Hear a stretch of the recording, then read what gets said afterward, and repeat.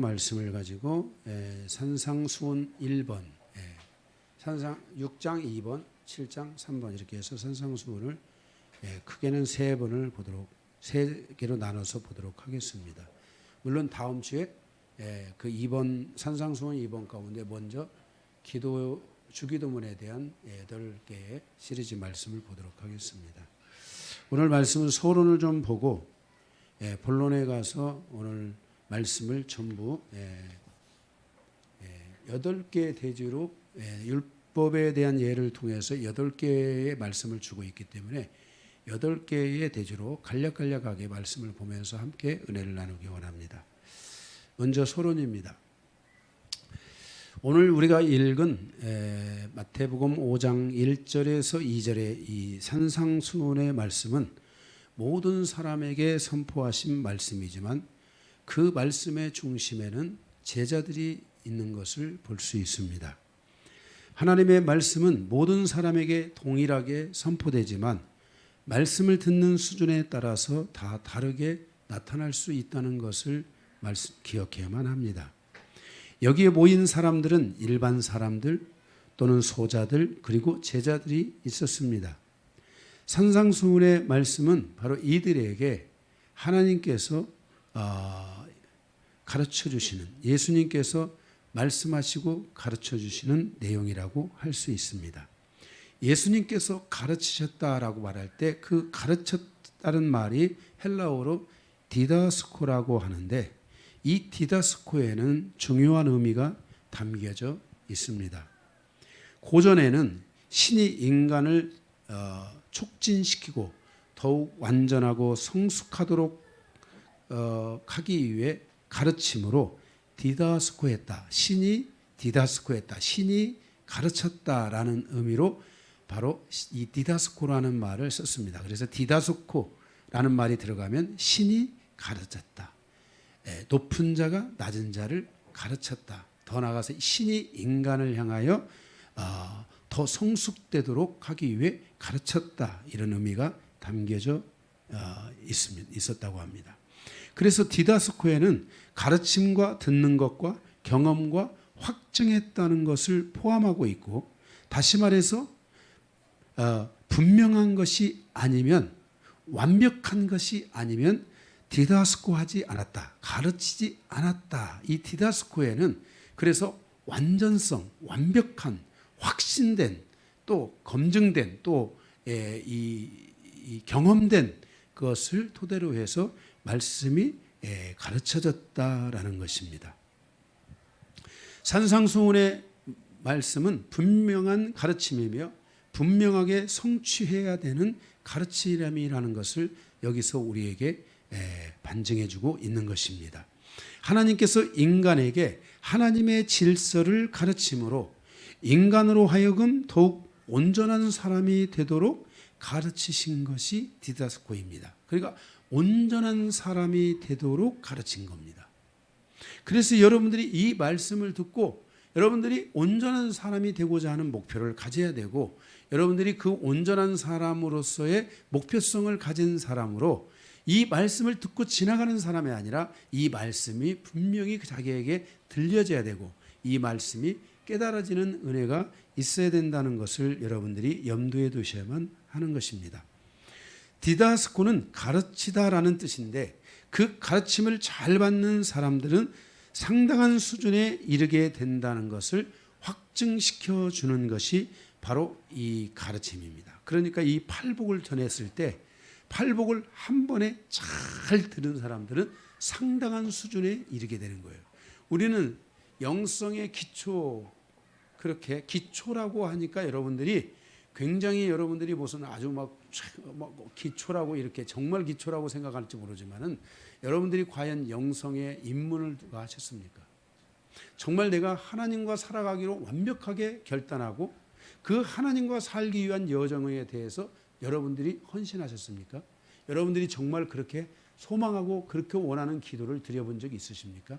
전 그 기도를 드리고 시작한 거잖아요. 그렇게 기도를 해보신 적이 있냐 이 말이에요. 그래서 그렇게 기도를 하고 그런 마음의 작정을 하고 가는 사람들에게 바로 하나님께서 이것을 가르쳤는데 그 가르침이 너무나 분명하고 너무나 능력이 있고 위대해서 그 말씀의 가르침을 제대로 듣기만 하고 받기만 한다면 그 사람에게는 놀라운 역사가 일어난다는 것을 확증시켜주는 것이 바로 디다스코라는 것입니다. 오늘 주님께서 무리를 모으시고 그들에게 산상수훈의 말씀을 가르쳐 주셨는데 그들이 그 말씀을 듣고 새로운 변화를 일으키길 원했습니다. 그리고 실질적으로 이 말씀은 새로운 변화를 가져왔고 저도 하나님 앞에 나가 기도하면서 기도하는 모든 과정이 팔복의 과정으로 가는 바로 기도였다는 것을 제가 깨닫고 정말 저도 놀라지 않을 수 없었습니다. 하나님의 말씀을 듣는 수준에 대하여 요한복음 8장에 말씀하시기를 첫째, 요한복음 8장 43절 주의 말씀을 깨닫는 자와 깨닫지 못하는 자가 있다고 말씀하고 있습니다. 말씀을 깨닫는다라는 것은 말씀에 대한 해석과 이해력이 얼마나 있는가를 말합니다. 말씀을 들을 때 말씀이 살살 깨달아집니다. 느껴집니다. 말씀이 하나님이 저렇게 말씀하고 있구나. 하나님의 말씀이 오늘 나에게 이렇게 말씀되어지고 있구나라고 여러분들이 그렇게 깨달아지고 이해력이 생긴다면 여러분들은 말씀의 가장 기초적인 단계에 있다고 할 수 있습니다. 둘째는 요한복음 8장 47절에 하나님의 말씀을 듣는데 깨달아질 뿐만 아니라 그 말씀이 들려지는 것입니다. 그냥 그렇구나라고 깨달아지는 게 아니라 들려지는 것입니다. 그래서 듣는 자와 듣지 못하는 자가 있는데 말씀을 듣는다는 것은 들은 그 말씀을 마음의 그릇에 담았다라는 것입니다. 마음엔 하나님의 말씀이 들려질 때 그 들려지는 것은 마음에 들려진 것이지 하나님은 절대로 우리의 지식에 들려주거나 하나님은 우리의 귀에 들려주거나 하나님은 우리의 날아가는 생각에 하나님의 말씀을 들려주지 않습니다. 하나님의 말씀은 누구에게든지 그 심령에 그 심장에다 대고 하나님이 말씀하고 있는데 말씀이 들을 때 깨달아졌는데 깨달아질 뿐만 아니라 그 말씀이 들렸다라는 것은 하나님의 의도를 따라서 그 말씀을 마음에 담기 시작했다. 그 마음으로 반응하기 시작했다. 그래서 말씀을 듣는 두 번째의 성숙된 자는 말씀을 깨달을 뿐만 아니라 말씀을 마음에 담게 되는 말씀이 들려지기 시작하고 쑥쑥 들리면서 그 말씀이 마음으로 와서 마음에 이렇게 담게 되어졌다라는 것을 말합니다. 말씀이 깨달아졌다는 것은 이것이 뱃신지 사과신지 호박신지 뭔 신지를 여러분들이 알게 되는 것이라면 하나님의 이 말씀이 내게 들려져서 마음에 담았다는 것은 그것이 호박씨든 뱃씨든 사과씨든 무슨 씨든 그 씨가 마음에 심어졌다라는 것을 의미합니다. 그래서 하나님의 말씀의 씨가 심령에 담아지기 시작하고 그것을 그 심령에 담아진 그 씨가 말씀을 계속 들으면서 마음에 그 심겨진 씨가 점점 자라가게 된다는 것입니다. 말씀은 씨가 되기도 하지만은 그 말씀이 계속해서 그 심령 안에 들어올 때 그것은 양분이 되어 그 씨를 자라게 하고 그 씨를 성장시키는 역할을 계속 하게 한다는 것을 알아야 됩니다. 말씀이 그 심령을 자라게 하는 것입니다. 우리의 믿음이 자라게 하는 것이 무엇입니까? 하나님의 말씀인 것입니다. 그래서 말씀이 여러분에게 깨달아지는 것도 중요하지만은 말씀이 마음의 그릇에 담겨지는 것은 더 중요하고 마음에 그 말씀이 담겨졌다면 여러분들은 이미 씨를 심은 것이며 그 심겨진 씨가 말씀을 위해 계속 새롭게 그 말씀의 씨를 만지면서 성장시키고 자라가면서 여러분을 더 새롭게 이끌어가게 된다는 것을 알게 됩니다. 이게 말씀을 듣는 두 번째 수준입니다. 여러분은 지금 첫 번째입니까? 두 번째입니까? 깨달아지지만 날아갑니까? 깨달아지는 것이 마음의 그릇에 계속 잠겨지고 있습니까? 셋째로는 요한복음 8장 51절에 하나님의 말씀을 지키는 자와 지키지 못하는 자가 있다는 것입니다. 하나님의 말씀을 여러분이 깨닫고 그래서 그것을 여러분이 듣고 마음의 그릇에 담겼습니다. 그래서 그것이 여러분 안에 점점 이제 자라가기 시작하는데 때가 되면 말씀에 대한 꽃이 피고 열매를 맺을 수 있게 된다는 것입니다. 말씀을 지킨다는 것은 그 말씀에 대한 꽃이 피었다. 그 말씀에 대한 꽃이 피고 그 위에 열매가 맺었다는 것을 알게 됩니다. 내가 말씀을 실천하고 있다는 것은 이미 그 사람 안에 말씀의 꽃이 피었다. 그리고 그 꽃이 피고 난 다음에 꽃이 떨어지면서 뭐가 맺히죠?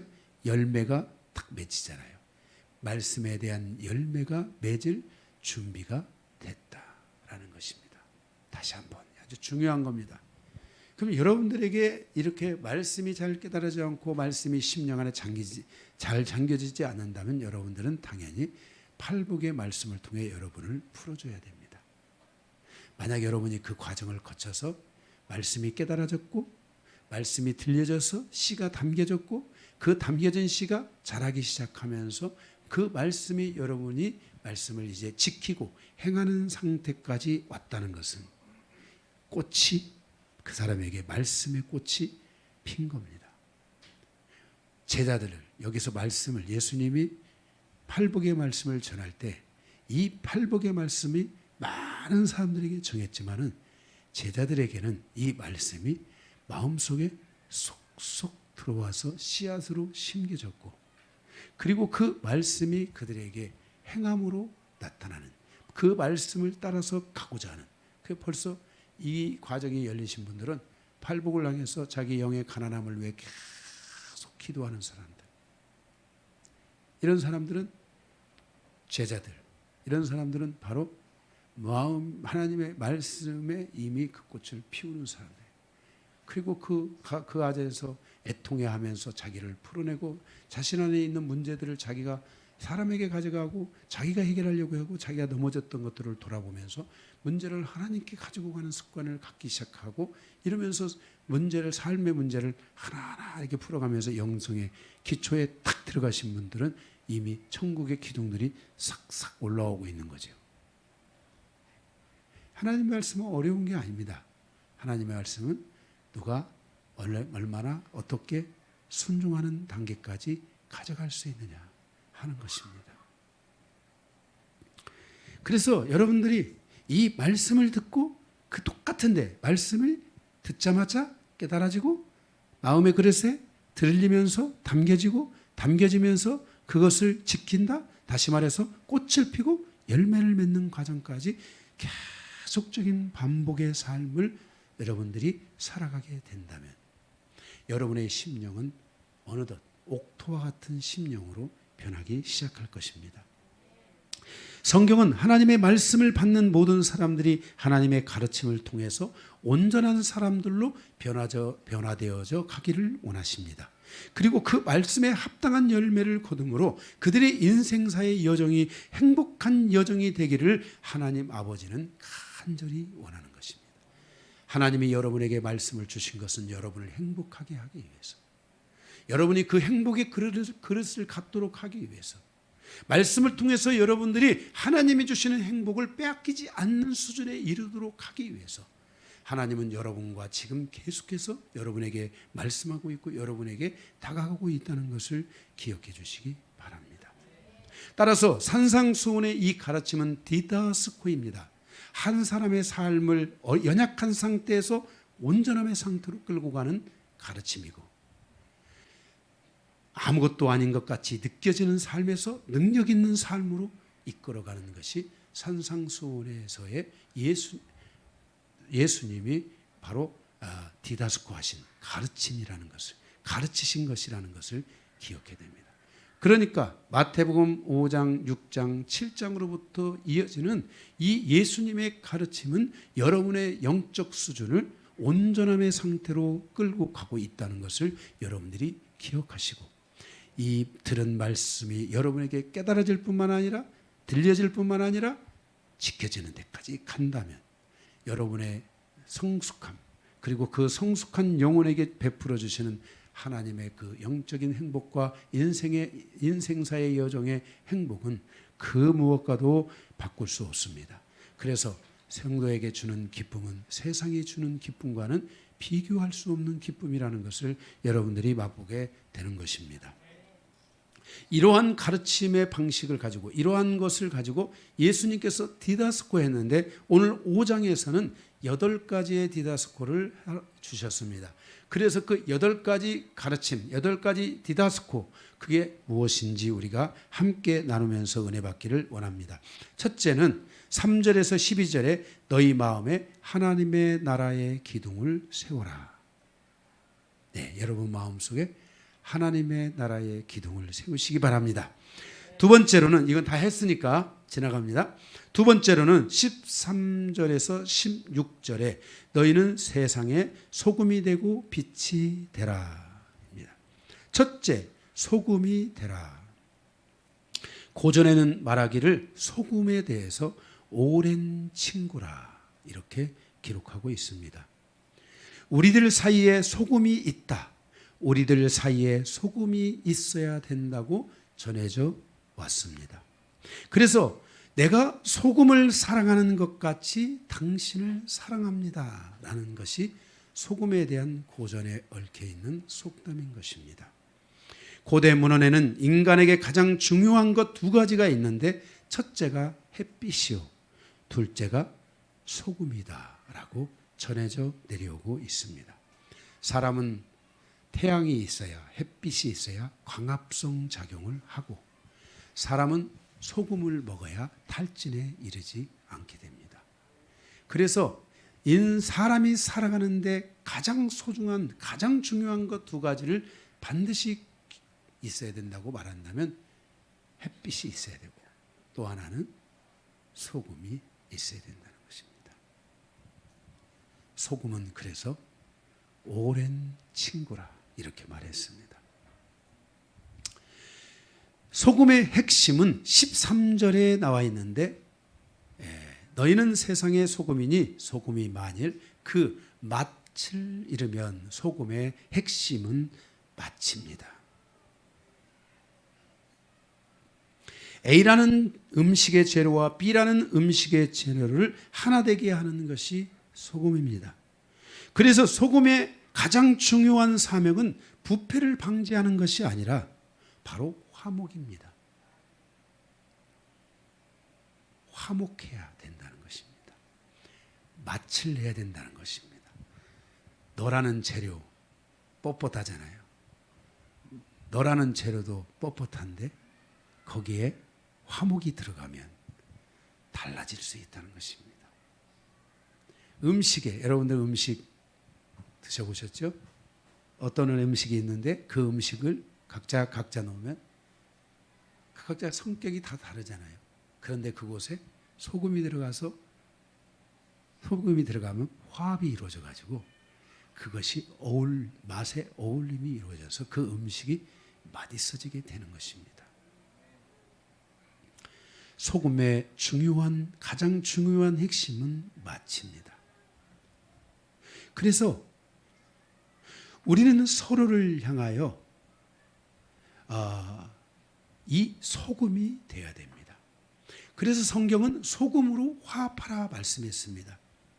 화합과 화목이 없는 공동체와 가정은 사람들의 손가락질의 대상이 될 수 있고 결국은 버림받을 수 있다는 것을 기억하시기 바랍니다. 우리는 서로를 향하여 맛을 하나로 만들어낼 수 있는 소금이 되어야 됩니다. 나와 너 사이에 바로 소금, 화목이 있어야 되는 것입니다. 바로 이 화목은 그래서 너무나 소중한 것입니다. 그와 그 사이에 바로 그 화목이 있어야 됩니다. 그래서 당신은 소중한 존재인 것입니다. 소금은 너무너무나 소중한 존재인 것입니다. 그래서 화목이 없으면, 소금이 없으면 우리 사이가 하나 될 수 없습니다. 부부가 서로 만나서 소금이 없다면, 화목함이 없고 화평이 없다면 그 부부의 삶은 정말 어떻게 될까요? 정말 어려운 존재가 되는 것입니다. 이런 것처럼 당신과 나 사이에 중요한 것은 화목이다, 화평이다 라는 것을 기억하시고, 나와 당신 사이에 이 소금이 있는지 우리가 돌아봐야 됩니다. 다시 한번 말씀드립니다. 고전의 소금에서 말하기를 소금은 오랜 친구라 기록되어 있습니다. 우리들 사이에 소금이 있다. 우리들 사이에 소금이 있어야 한다라고 전해져 왔고, 그래서 내가 소금을 사랑하는 것 같이 당신을 사랑합니다라고 그 속담이 있다라는 것을 기억해 주시기 바랍니다. 여러분의 삶에 바로 그 소금이 있는지, 그 화목이 있는지, 그 마치 내는 그 우리 사이를 마칠 내주는 소금의 그 화목이 있는지 우리는 돌아봐야 됩니다. 그래서 너희는 세상의 소금이라. 나와 너 사이를 화목하게 하는 존재가 소금이다. 송 집사님과 유 집사님 사이에 제가 들어가면 그 사이가 화목하게 돼야 된다. 나는 세상의 소금이기 때문에, 나는 세상에 맛을 내는 존재이기 때문에 그렇게 돼야 된다는 것을 말씀하고 있습니다. 엄마와 자녀들 사이에 아빠가 들어가면 화목해야 되고, 아빠와 아이들 사이에 엄마가 들어가면 화목해야 되고, 부모와 엄마와 아빠 사이에 자녀들이 들어오면 화목해져야 된다는 것입니다. 여러분들의 가정에 주님이 들어가고, 여러분의 가정에 목회자를 통한 말씀이 들어가고, 여러분의 가정에 교회 공동체 안에서의 리더가 들어가고, 성도와 성도 사이에 성도가 들어가면 그곳에서 화목이 이루어져야 된다. 마치 나야 된다라는 것을 말씀하고 있는 것입니다. 여러분은 소금입니다. 그 소중한 자리에 바로 여러분이 있다는 것을 기억하고, 여러분이 소금이 되도록 그렇게 여러분 주님 앞에 나가야 될 줄로 믿습니다. 자, 나는 소금이다. 그랬습니다. 난 소금이다. 너무 소중한 거예요. 할렐루야. 둘째, 빛이다 그랬습니다. 빛이란 14절 15절의 말씀처럼 빛은 어둠을 보게 하고 어둠을 물리칩니다. 빛의 선택은 우리의 내면에 존재하는 어둠을 물리치고, 우리 내면의 변화를 통해 내 내면에 감추어져 있는 착한 행실, 즉 내 안에 존재하는 하나님의 선이 밖으로 드러날 수 있도록 하는 것이 빛입니다. 그래서 빛은 나를 비추는 데 의미를 있는 게 아니라, 빛의 가장 중요한 사명은 어둠을 비추고 어둠을 몰아내는 데 있다는 것을 여러분들이 아셔야 됩니다. 이 빛이 나를 비추는 역할보다도, 이 빛이 지금 나를 비춥니까? 여러분이 생각할 때는 이 빛이 나를 비추는 게 아니라 이 빛이 이 어두움을 제거해서 나를 보게 하고 있다는 것입니다. 그래서 빛은 여러분은 세상에 비춰야 됩니다.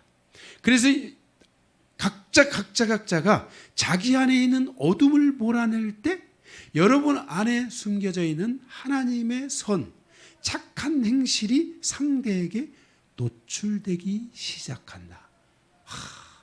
당신을 보니 당신은 옛날에 그런 줄만 알았는데 이제 보니 당신은 정말 놀라운 존재시군요. 너무너무나 소중한 존재시군요 라는 소리를 들으려면 여러분들이 여러분 안에 하나님의 빛이 비춰진 그 빛을 통해 어둠을 몰아내야 됩니다. 모든 어둠을 몰아내기만 하면 됩니다. 몰아내면 어느 날, 당신은 정말 이렇게 당신이 멋있는 분이셨군요. 당신 안에 이렇게 하나님이 주신 거룩한 착한 행실이 담겨져 있는지 제가 몰랐습니다. 그 인생, 그 사람의 그 수준이 격상되고 그가 얼마나 소중한 존재라는 것이 드디어 보여지기 시작하는 것은 자기 안에 있는 어둠을 몰아낼 때 가능한 것입니다.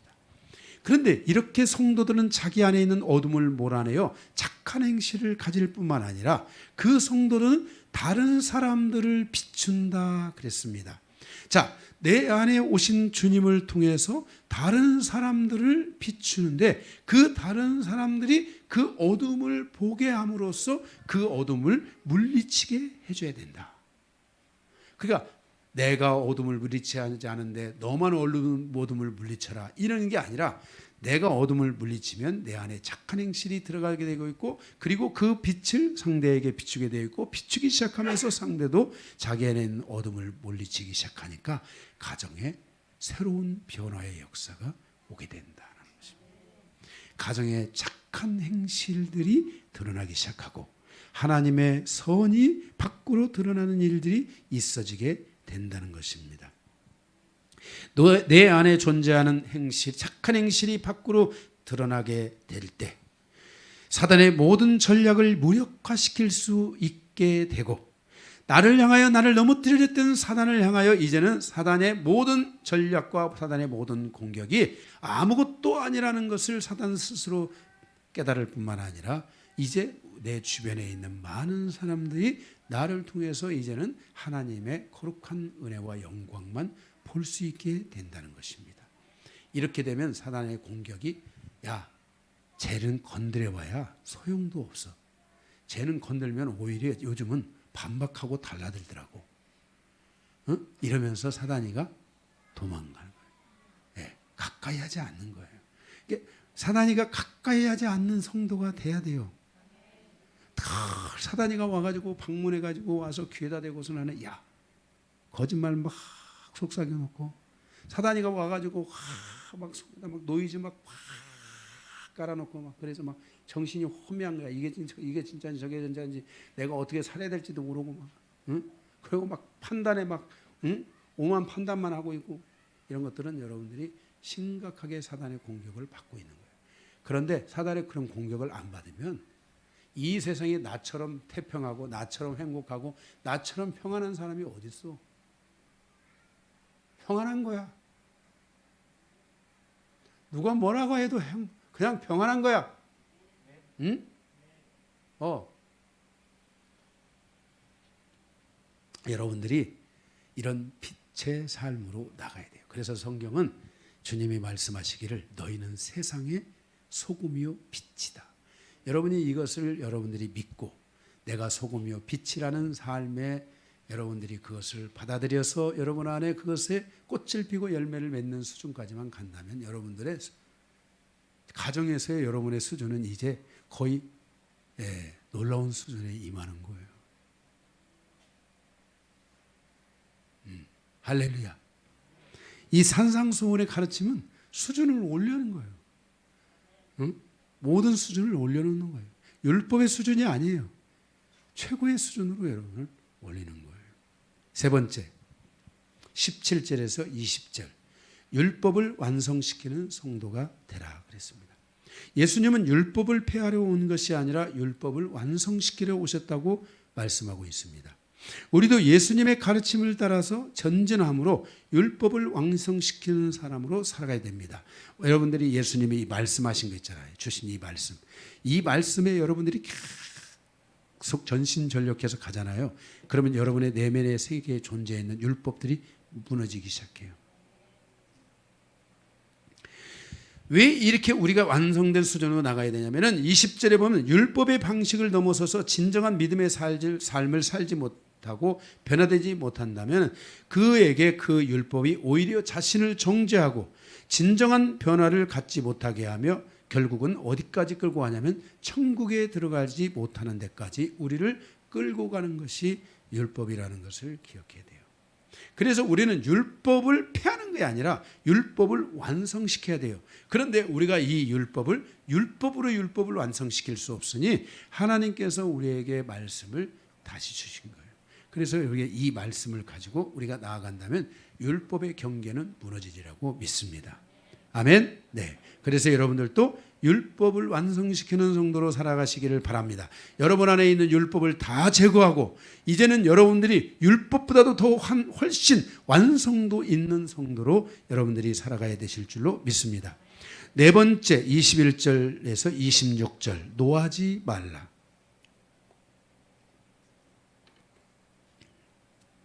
노하는 이유는 미워하기 때문이며 자신의 분노를 이기지 못함으로 상대를 향하여서 미워하는 감정이 앞서서 밖으로 튀져 나올 때 그것을 노라고 합니다. 그래서 그 노에 노가 쌓이다 보면은 결국은 살인하는 데까지 갈 수 있다는 것을 말씀하고 있습니다. 성경은 미워하는 자는 그래서 살인하는 자다라고 말하기도 합니다. 분노의 문제는 순간의 문제이지만 그것이 살인이 되고 미움이 되고 나쁜 감정을 불러올 수 있다는 것을 우리는 기억해야만 하는 것입니다. 25절에 그래서 분노의 문제로 인하여 어떤 사건이 법정에까지 갈 수 있다는 것입니다. 내 분노의 게이지가 높아지면요.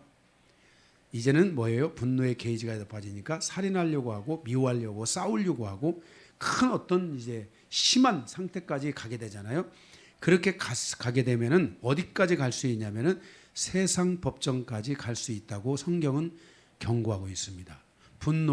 노가 어디까지 끌고 가요? 우리를 세상의 법정까지 끌고 갈 수 있다고 말하고 있습니다. 여러분이 기억해야 될 사실은 여러분의 마음의 생각과 다르게 세상 법정으로 가게 되면 문제는 달라진다는 것입니다.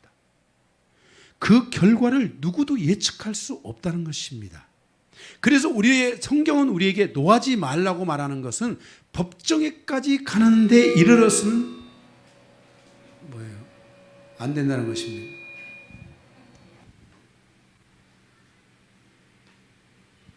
법정에까지 가는데 이르러서는 안 된다는 것입니다. 그 전에 모든 노를 그치고 그 전에 모든 것을 수습할 수 있어야 된다는 것을 말하고 있습니다.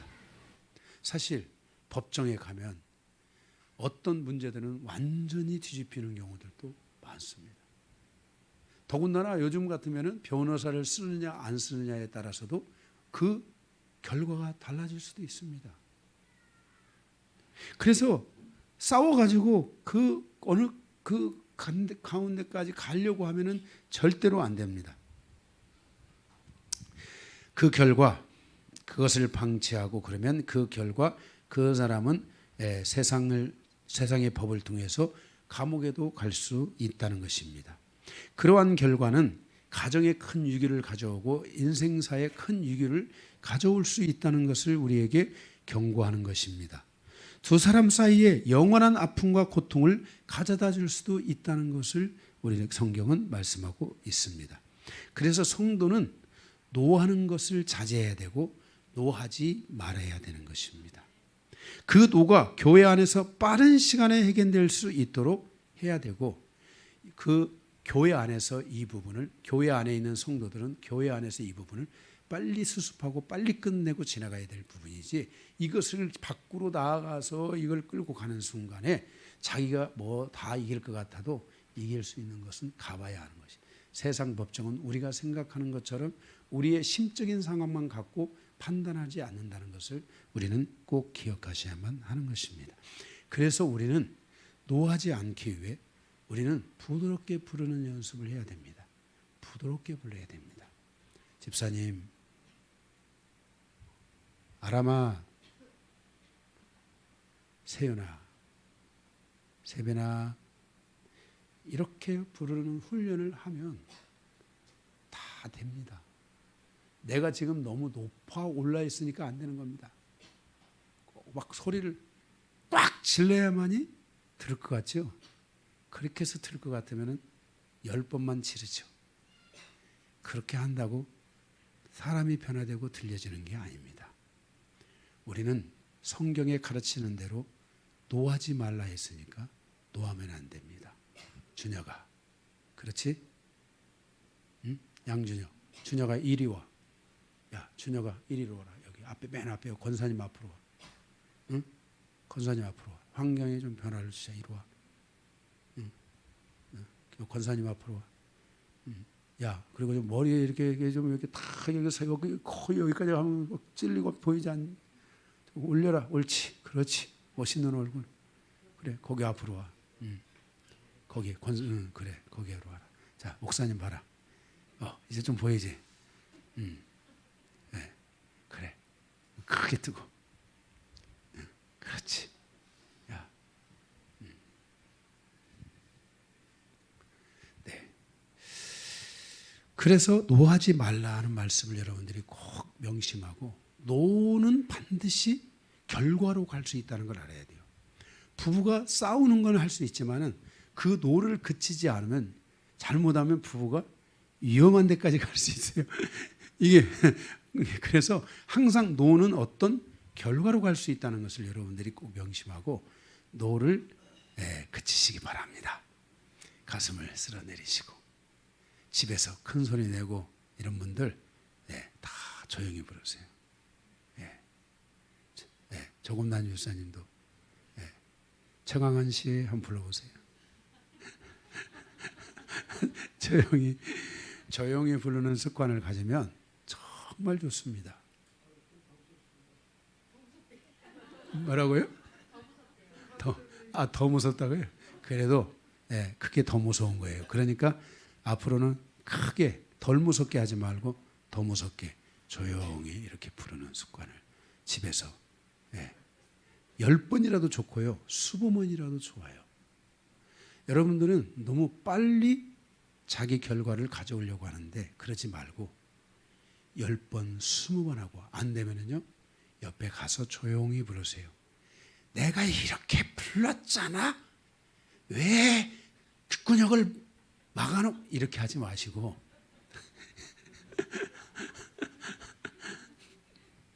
이렇게 하지 말고 가서 조용히 가서 제가 불렀는데 못 드셨어요?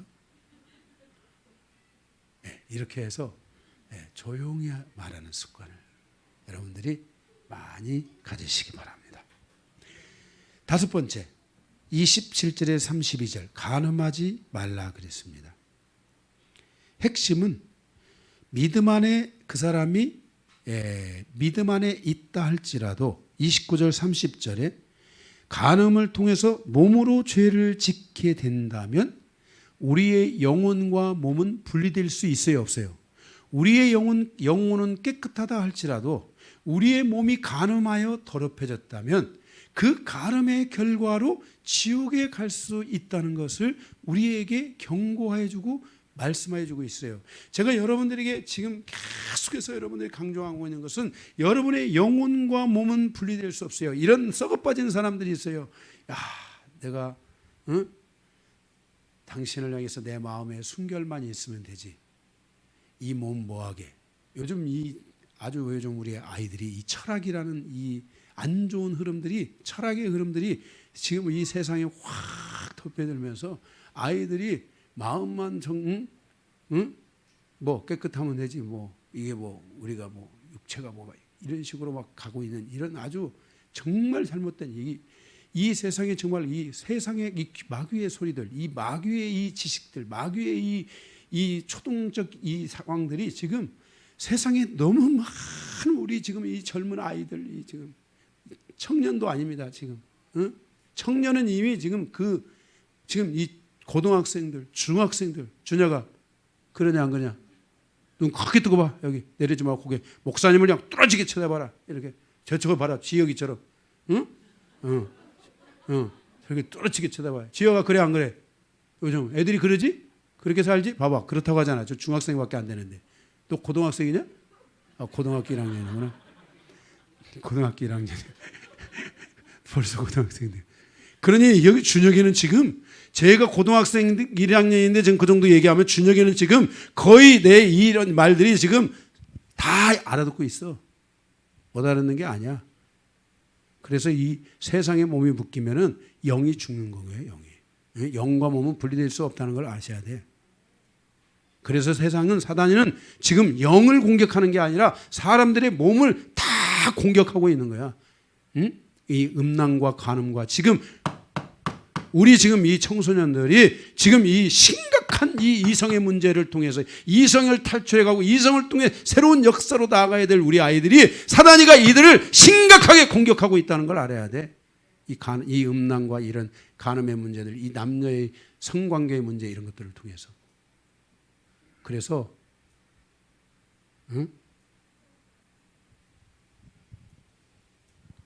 성경이 말씀하고 있어요. 잘 기억하세요. 우리의 몸이, 이 육체가, 몸이, 이 샤르크스가 하나님의 스피리추얼, 영을 선택할 확률은 0%야. 내 몸이 아침에 일어나서 내 몸이 일어나서 교회 가야지. 절대로 안 해. 내 몸이 조금만 무겁고 힘들어봐. 내 몸이 천근이야. 오늘 교회 못 가. 절대로 영적인 것을 선택할 확률은 0%라는 것을 알아야 돼.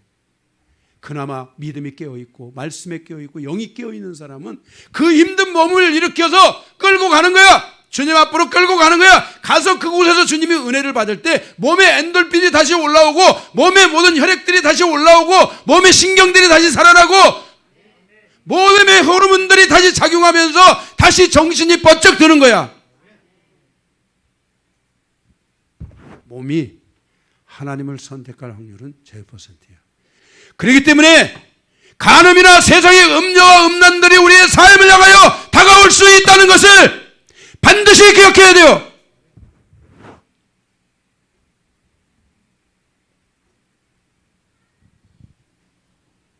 그래서 우리는 스스로 육체의 유혹을 이길 수 없다는 것을 알아야 돼요. 그래서 오늘 예수님이 산상수훈에서 그 중요한 메시지들 가운데 이 간음의 문제를 들고 오신 거예요. 우리의 육체는 유혹을 이길 힘이 없다. 그래서 성도는 영적으로 깨어 있어야 되고 하나님의 말씀 안에 깨어 있어야 되고 믿음 안에 깨어 있어야 되고 우리 아이들을 믿음 안에서 깨워줘야 되고 다른 사람한테 깨워주기를 원하지 말고 우리의 가정에서부터 교회로부터 우리 모두가 합력하고 선을 이룰 수 있어야 돼요. 우리 아이들이 잠자는 것 같으면 깨워줘야 돼요.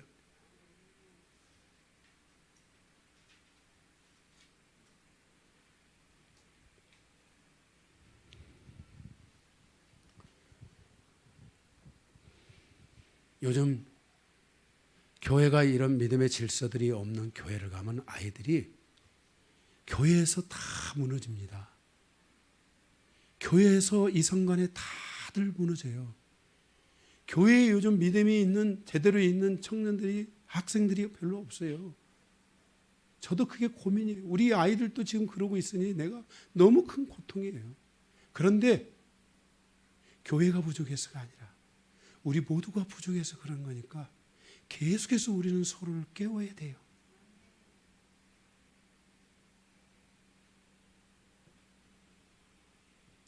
목사님, 세상이 그런데 우리가 이 땅에 세상을 위해서 살고 세상의 콧밭에 살기 위해서 있는 게 아니에요.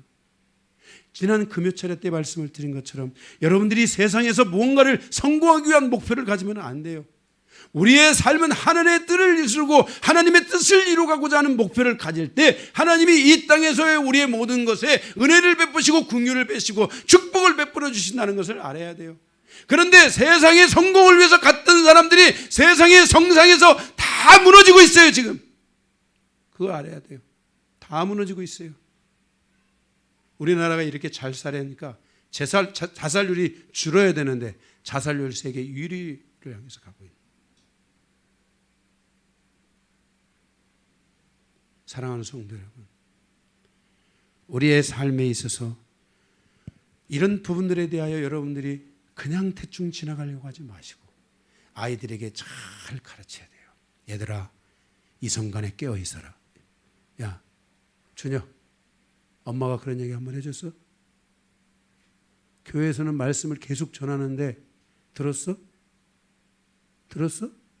너 그거 안 들리구나. 너 안 들린다는 건 네가 지금 이성적인 그런 문제에 지금 그게 관여되어 있다는 거야, 이 진호가. 응? 엄마가 그런 얘기 해줬어? 응? 안 해줬어? 그런 거 얘기해 줘야 돼요. 가정에 가서 자꾸 얘기해 줘야 돼요. 응? 왜냐하면 이 세상은 지금 그래서 여러분들이 영적 수준들이 와야 돼요. 여러분의 말에 권세가 있어야 되고요. 안 되면 한 번 안 되면 두 번, 세 번씩 계속해서 아이들에게 해주셔야 돼요.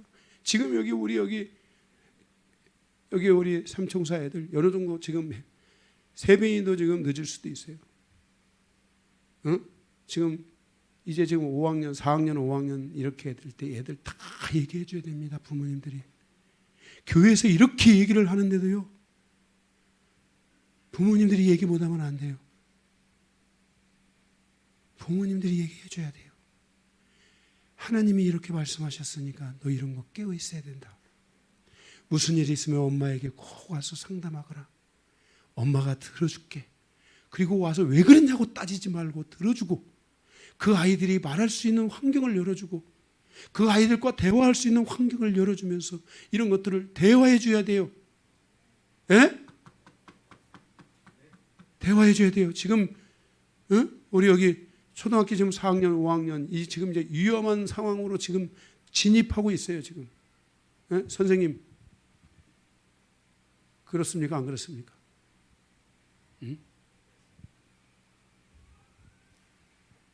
여러분 사람은 절대로 잘 들으세요. 저녁에 목사님 딱 봐. 이 스크린이 흐릿하면 안 돼. 하나님이 주신 이 눈의 스크린은 선명하고 밝아야 돼. 제가 사역을 하면은 제일 먼저 열리는 것이 눈이 확 편안해지는 거야.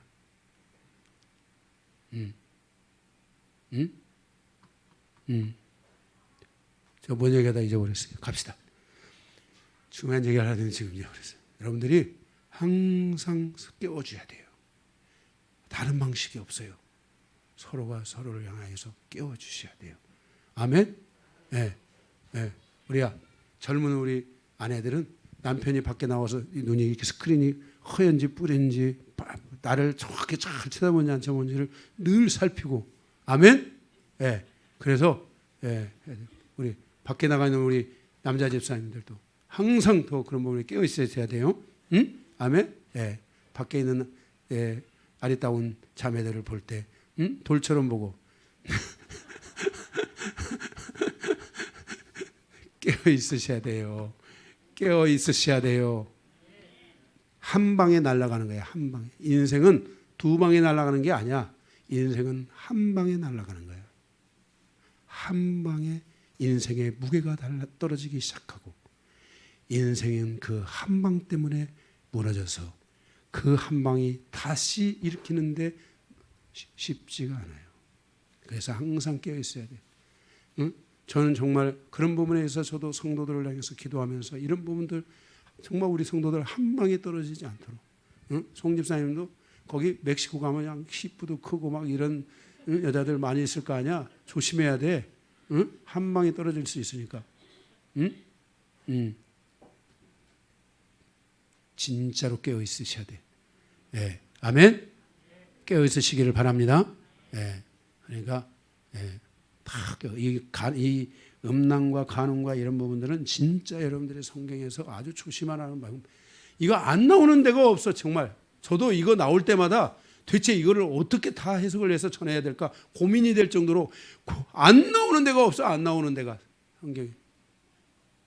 여섯 번째 33절 37절 맹세하지 말라고 했어요. 맹세. 37절에 있는 것처럼 성도는 진리에 대한 갈등이 일어나지 않도록 예와 아니오를 분명하게 해야 돼요. 결과를 알지 못하면서 맹세하는 것은 결과와 관계없이 사단의 전략적 도구로 사용될 수 있다는 것을 알아야 돼요. 자, 내가 너를 축복해 줄게. 사단의 그러는 소리나 세상에 어떤 사람의 소리가 왔다. 결과도 알 수 없는데 오케이 이랬다면 여러분들이 이런 부분들은 조심해야 돼요. 내가 너를 성공하게 도와줄게. 그 순간 그의 인생이 거덜날 수 있다는 것을 알아야 돼요. 사람은 성공을 시켜주면 거기에 대한 반드시 대가를 요구하게 돼 있어요. 그래서 사람은 항상 진리 안에 깨어 있어야 되고 아닌 거는 딱 아니라고 처음부터 딱 해야 되는 거예요. 노는 노, 아니오는 아니오. 아니와가 너나 똑같네. 예는 예. 이것을 정확하게 해야 돼요. 아멘? 예. 성경이 말씀하고 있는 것들을 여러분들이 기억해 주시고, 우선적으로 자기의 이익을 생각하여 후에 있을 결과를 생각하지 않고 맹세하고 그것을 따라가면 사단의 도구가 될 수 있다는 것을 기억하시기 바랍니다. 그래서 헛된 맹세를 통하여 악으로 나가는 일이 생기면 절대로 안 됩니다. 아멘? 네, 아멘. 7번째입니다. 준혁아, 옳지. 나 봐. 이렇게 쭉 봐. 목사님, 쭉 봐라. 그렇지. 눈을 쫙 마주치고 쫙 부렁 앞으로 또 거기에 앉아. 이렇게 예배 드릴 때, 말씀 들을 때. 알았어? 응? 예배할 때 와서 거기서 예배라. 그리고 참고로 목사님은 예배 시간에 안 빠졌어. 나는 어차피 세상에서도 성공을 못한다면 하나님 앞에 성공했으면 좋겠어. 목사님 믿어봐. 하나님이 너의 인생을 축복하도록 목사님이 기도하고 있어. 응? 응? 그러니까 예배 시간에 빠지지 말라고 노력을 해봐. 응? 금요 차례하고 그 다음에 다른 것보다도 내가 이 하나님과의 예배하고 하나님 앞에 믿음을 가져가는 것에 내가 이제 최선을 한번 다해봐야 되겠다 하는 우리 목사님이 말씀하시기를 그리라겠다 하고 믿고 따라가봐. 그 소리가 들려야 돼. 목사님 소리가 딱 들리고 그걸 딱 붙잡고 가야 돼. 응? 계속. 그리고 너를 위해서 기도하고 있으니까 하나님의 은혜가 너와 함께하도록 그렇게 너도 계속 그렇게 하나님께 나아가야 된다. 응? 집에 예배 시간에 막 졸면 안 돼. 저거 봐라. 지역이 좀 갑자기 오늘 막 눈이 확 동글동글해졌어. 너가 나오니까 지역이 살아나는 것 같아. 너는 앞으로 여기로 와 있어. 딱 예배를 드려. 거기서. 난 누구 개인으로 공격하려고 하는 게 아니에요. 우리 준혁이 내가 너무너무 사랑하고 지금 뭐 우리 준혁이 제가 그동안 같이 왔는데 요즘 이 코로나 시즌 되고 이러니까 얼굴도 못 보고 준혁이하고 떨어져 있다 보니까 지금 너무 그동안 이게 좀 떨어져 있는 시간이 너무 많았어요. 우리 코로나로 인해서 한 지금 3년 전에는 그래도 계속 보니까 준혁이를 그죠? 예, 준혁이 위해서 기도하고 이렇게 했는데 요즘은 뭐 진짜 주일날도 와가지고 졸다 가면은 진짜 못 보고 가는 거야. 그냥 서로 그냥 얼굴도 못 마주치고 가는 거예요. 거기서도 만약에 졸리면 여기까지 온다 이제 여기까지 와가지고 목사 옆에 앉아서 이제 말씀 듣는 거예요. 7번째, 악한 자를 대적하라. 38절 42절. 악을 악으로 대적하지 말라는 것입니다. 악한 자를 대적하기 위해서는 악을 악으로 대적하면 안 됩니다. 어떻게 해야 되냐? 그러면 성도는 선으로 악을 이겨야 됩니다. 그 다음에 악을 선으로 바꾸는 삶에 대한 훈련이 계속돼야 됩니다. 계속 악을 선으로 바꾸시기 바랍니다. 8번째 마지막 43절에서 48절 원수를 사랑하라 그랬습니다. 원수를 사랑하라는 말씀은 48절의 말씀처럼 온전한 가운데 나가는 자가 되라라는 것입니다. 우리가 신앙을 온전한 자로 나가는 신앙이 되어야 된다는 것입니다. 세상의 질서와 방식으로부터 승리하는 자로 삶을 살아가기 위해서는 우리는 온전한 자의 삶으로 가야 됩니다. 모든 사람에 대하여 공평하신 하나님에게, 여기 내용을 읽어보면 하나님은 누구에게나 공평하시다라고 말씀하고 있어요. 그 공평하신 하나님에게 원수에게 긍휼을 베풀어 준다면 하나님의 긍휼과 사랑이 나의 인생사, 긍휼을 불쌍히 여기고 긍휼이 베풀어 준 자를 향하여 하나님이 영원히 그 긍휼이 떠나지 않는다는 거예요. 그 사랑이 영원히 떠나지 않는다는 거예요.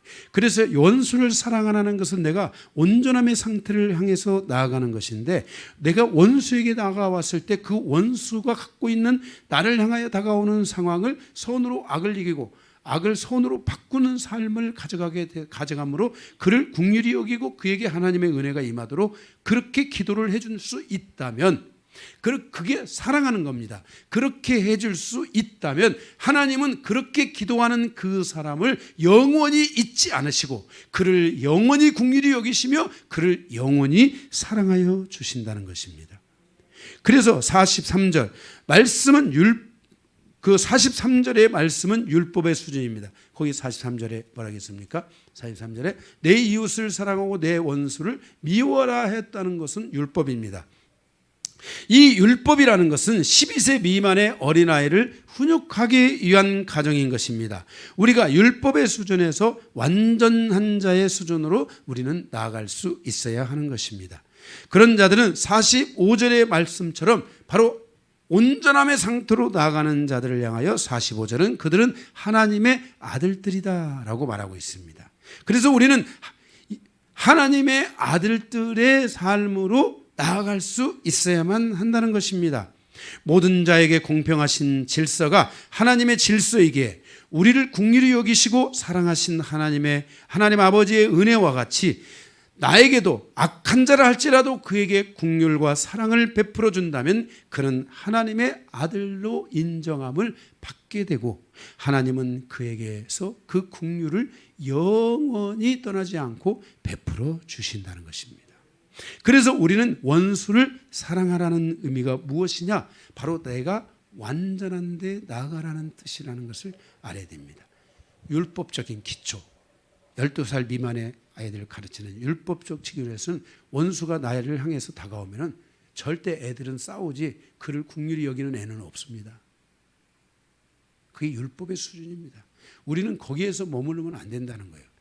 이제는 온전함의 상태로 갈 수 있어야 된다는 것입니다.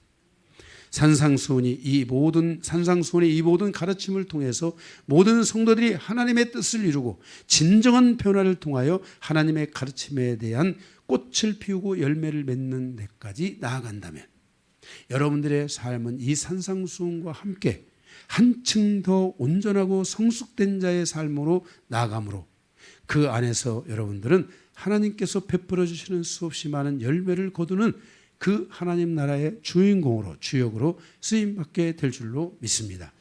말씀을 마치겠습니다.